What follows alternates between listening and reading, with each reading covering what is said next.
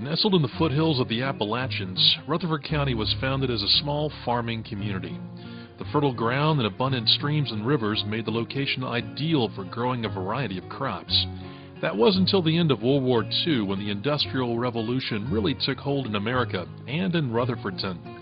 Manufacturing firms began to pop up across the county, and soon were providing employment for more than half of the county's population. As firms began to outsource and offshore with the rise of globalization, the manufacturing industry crumbled, running mills and factories out of business. The economy of Rutherford County retracted 30%, leaving 6,000 people unemployed between 1995 and 2006. Families sold land that had been in their families for generations in search of communities that would offer more sustainable jobs. Members of the local development organization, local citizens and county leaders began meeting to discuss the problem and to develop solutions. After conducting a county needs assessment to determine their regional assets and challenges, the group had the information they needed to develop what today has become a model for rural communities struggling against the pressures of globalization, the Farmers Fresh Market Initiative.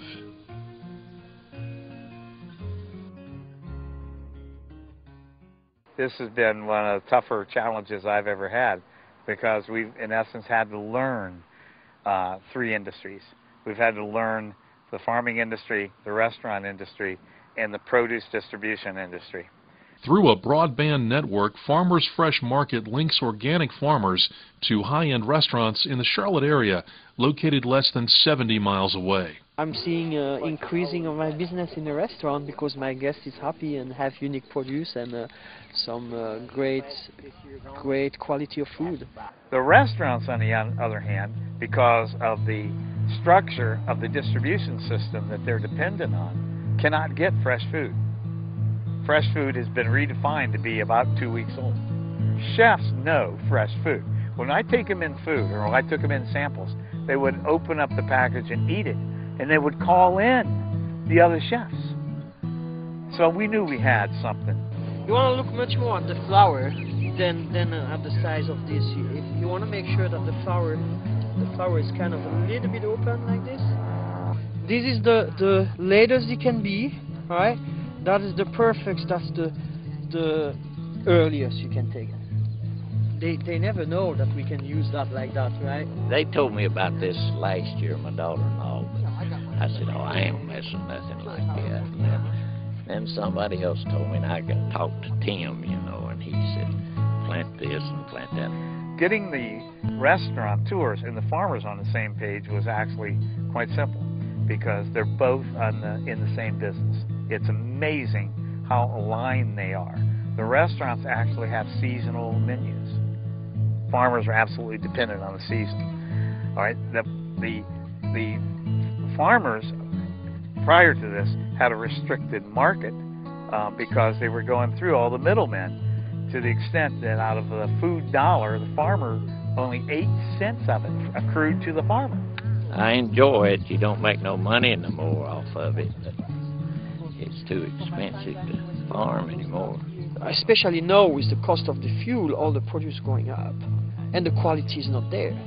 By going with local here, where you have less transportation charge and all that, and you go direct to the farmer, you pay less. Quality is right to the roof. People will notice the difference. My goal also is to go outside and talk to the guests. Because if the guests don't know where that comes from and we don't advertise a little bit, then you kind of lose the track. We are knocking out layers of middlemen between those two entities, the farmers and the restaurants. And the pricing is fairly simple. It's a market-based. I believe in capitalism. Our job is to create jobs through entrepreneurship. Capitalism is one of the vehicles by which entrepreneurship can thrive. Right, so the market sets the prices. I can pay until maybe $1 a piece, 80 cents to $1 a piece. No, you're the first and the primary seller of the yellow squash blossom. So when I order it, you're going to be the one that get the order. Most of the surrounding counties have the same dilemma we do. Their manufacturing base has dissipated. But they have many families with family land, so agriculture remains a viable solution. But we need to cooperate. And so Rutherford County took the lead in terms of working with farmers from other counties. J.P. White, he reserved the land just for me. He said, last time I came visit him, he said, come on, I want to show you. You have a bottom land.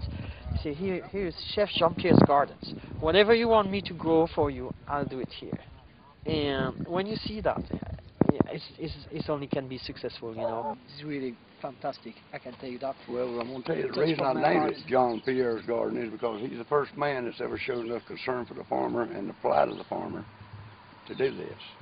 Had we moved down this road without inspired and strong leadership at a political and a community level, we would have never succeeded.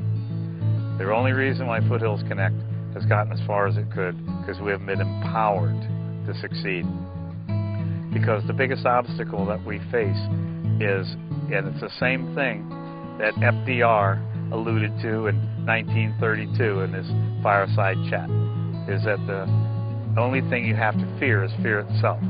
The Farm Fresh initiative has been such an effective regional effort that plans are currently underway to expand the project to Greenville, South Carolina, a city that is closer than Charlotte, but that is across state boundaries. Efforts are also being made to expand the project into several regional economic hubs surrounding Rutherfordton. You've got to have a market. So you've got to find out what your market is. That's the most essential first step.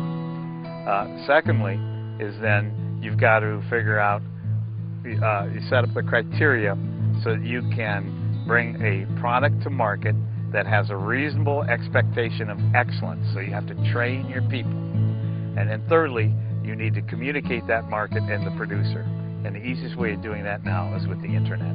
Through this effort, Rutherfordton is illustrating that rural communities impacted by the loss of manufacturing can still be vibrant, strong economic places. The key is to ensure that development initiatives are designed to tie into regional markets and expand upon regional strengths.